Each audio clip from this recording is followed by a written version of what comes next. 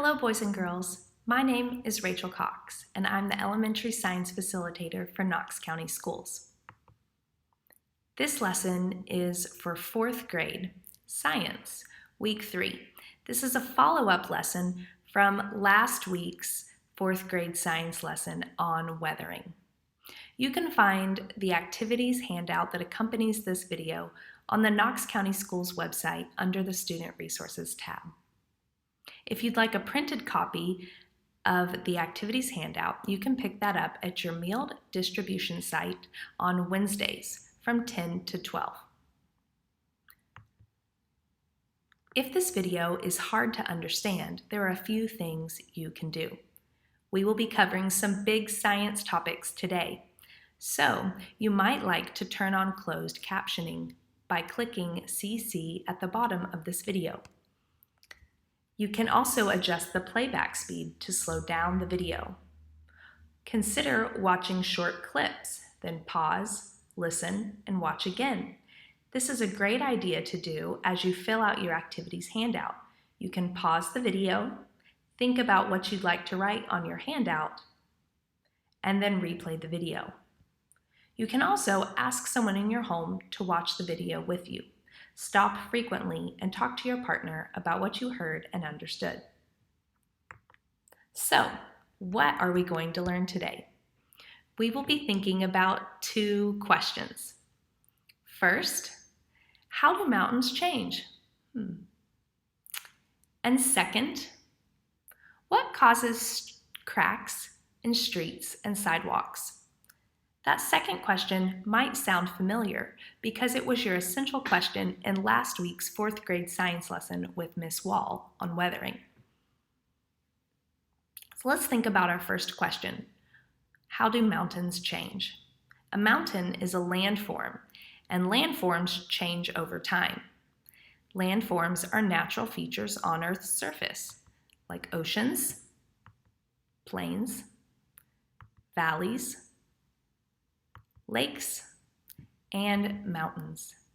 These are the Great Smoky Mountains here in Tennessee. Mountains are really cool because they are made of solid rock all the way through. This isn't a mound of many individual rocks piled really high. This is one solid rock all the way through. Mountains are like walls of rock going straight up into the sky. But have these landforms always looked this way? How do mountains change? To figure out the answer to this question, let's investigate a different question. What causes cracks in the street and sidewalk? Last week, we learned about weathering with Miss Wall. Think about the investigation you conducted last week. What did you observe? You had to go outside, look at streets and sidewalks, and observe vegetation growing there. Did you see anything like this? Some of these pictures I took on my own investigation as I explored the streets and sidewalks in my own neighborhood. One thing I noticed in most of the pictures I collected was that the vegetation is growing out of an area where there's already a crack. Did you find this in your observations? Let's review how vegetation contributes to weathering.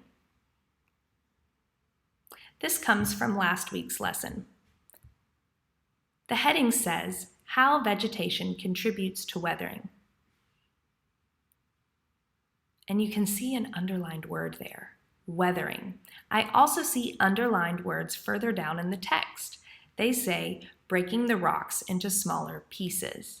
And I know from last week's lesson that weathering means breaking down rock into smaller pieces. So I think this reading will be about how vegetation breaks rocks down into smaller pieces. Let's begin reading together. Vegetation is the variety of plants in a region.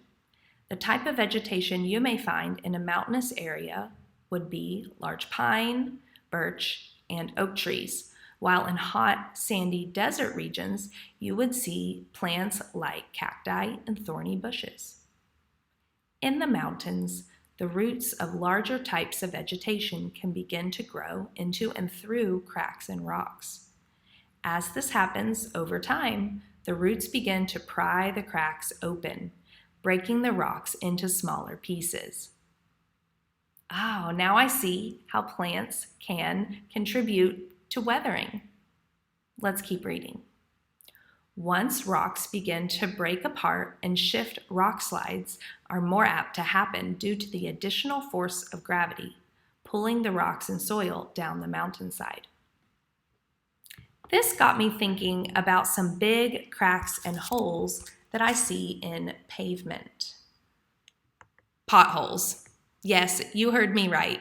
Potholes. And if you've been driving on the streets of the Knoxville Interstate recently, you may have experienced a bumpy ride because there are lots of potholes left in the road at this time of year. A pothole is a hole in the surface of a road. Driving over a pothole can cause flat tires, can even damage a car's engine. They can be really dangerous. We can see in this video that there is snow piled up on the grass. So that tells me that this video of cars driving around potholes was filmed in the winter when most potholes occur. So, what is causing these potholes? Now that the weather is warming up, you might notice road crews out fixing all the potholes on our Knoxville interstates.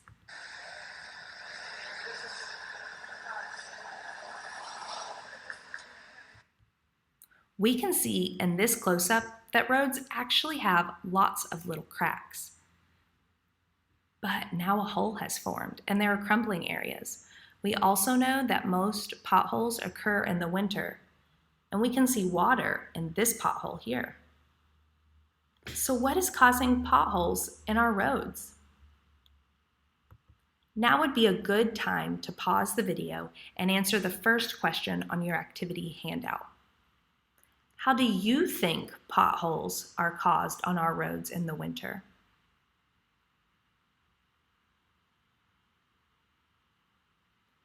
Did you guess a living thing? That would be a good guess. From last week's lesson, we know living things can break sidewalks and roads. This type of weathering is called root wedging. Seeds can land in the small cracks of solid rock, roads, and sidewalks.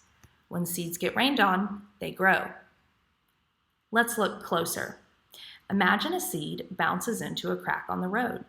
The seed begins to grow and grow and grow until it fills up the crack. As the root keeps growing, it pushes out like this until eventually, crack, it breaks the rock. This is called root wedging.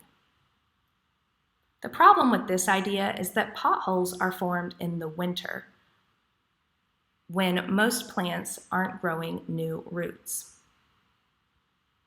So, root wedging cannot be causing potholes. If you guessed water could be creating potholes in the road, you're onto something. But that sounds crazy. Is water strong enough to break the road? Water by itself won't do much. But in the winter, when the temperatures are below 32 degrees, water freezes. Water expands when it freezes, and freezing water pushes on the rock. And as it freezes and pushes it, you guessed it, crack. This is called ice wedging because water collects in the crack, and as it freezes, the ice wedges itself into the crack and widens it. Ice wedging is even more powerful than root wedging.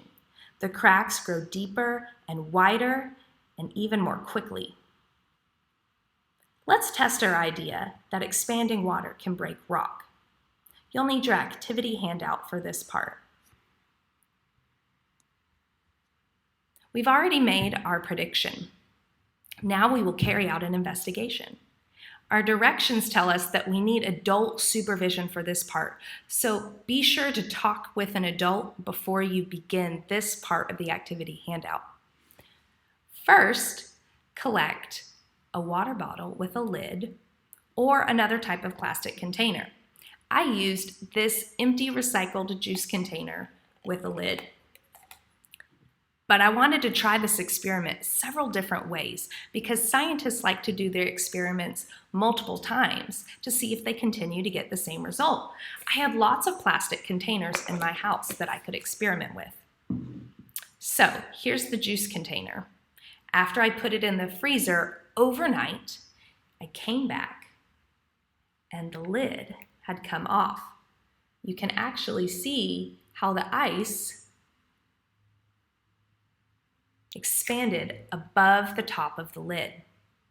Now, I told you, I tried this several times because it was really exciting to see what the ice would do as it expanded in a variety of containers. Here's a Tupperware that did the same thing. As it froze, the lid can't go on anymore, and you can see the level of ice has expanded above the top of the container. Here are some of my favorite experiments. I thought, well, expanding water is able to change the shape of plastic, but what about metal? So I had already drank the soda out of this sparkling water, and the lid was already open. Now that's important to note because you never want to put a closed soda can in the freezer. Just don't do it, trust me. So this was open, and when I put it in the freezer, can you see? The ice has come out, and it's watery because where I'm filming is a little bit warm. So it's a little difficult to tell, but the really neat thing I want to show you is here. Can you see? It expanded out of the bottom and made the bottom side of the soda container completely uneven. Freezing ice totally changed the shape of this aluminum can. So I decided to get a little extreme and try this idea on an even tougher material, glass. Now you should never put something glass in the freezer, especially if you're not an adult. But I'm an adult, so I gave myself permission to try this really dangerous experiment. I had a glass jar and I put it in the freezer. Now I'm gonna be very careful as I touch this because, ooh, can you hear it? You might have an idea. Yep, the glass broke. Frozen water completely busted a glass jar. And if you can tell here, it's frozen up above the top of the jar lid, and the lid can't even fit on anymore. Remember, don't try that one at home. Frozen water is pretty extreme. Now, I got really excited about this and I started to wonder, how much does water actually expand? So I got these medicine pieces that I had at home. Have you seen these medicine cups before? You'll see that they're labeled with very precise measurements. So I filled up the container with water to the 10 milliliter line. Can you see that in the before picture? Then I put it in the freezer overnight. And when I checked it today, can you see how the frozen water comes well above the 10 millimeter line? And it didn't even freeze evenly. There's a large hump on one side where part of the ice froze up and expanded higher than other areas. Freezing water is really strange and very extreme. Here's an example of ice wedging on real rock.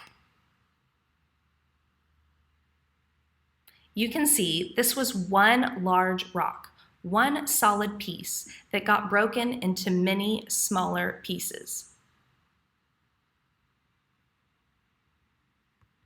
So we've answered one of our questions. What causes cracks in streets and sidewalks? Ice wedging. And we know how potholes are formed. There are small cracks in the road. When it rains, water fills the cracks. And when that water freezes, it expands, making the cracks larger. Then the water thaws, and evaporates, and it leaves a wider crack behind. And when a car drives over those cracks, you guessed it, a pothole forms. So we've answered one of our questions. What causes cracks in streets and sidewalks? Ice wedging and root wedging. So what about our first question? How do mountains change? If you walk around on the top of a mountain, you might expect to see only solid rock. If you've ever gone to the Smoky Mountains, you might remember that it's colder at the top of the mountain. Temperatures get cold enough to freeze water more often. In the summer, it might melt, but in the winter, it might freeze again. What do you think will happen to this rock after many, many winters? Over time, and after lots of freezing and melting, these cracks will widen, and the top of the mountain will start to look like this. And after a lot more time and more freezing and melting, like this. The surface of the mountain has become a bunch of smaller, broken up rock, not all one solid piece. So, what do you think? What causes mountains to change?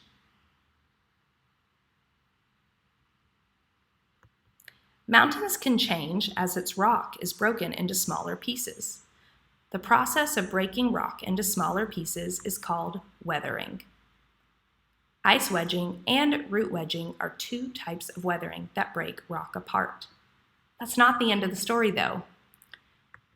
Erosion is how these smaller pieces of rock are moved to new places. Some of the broken rocks will tumble down the mountainside. Can you spot 3 rock slides in this mountain picture?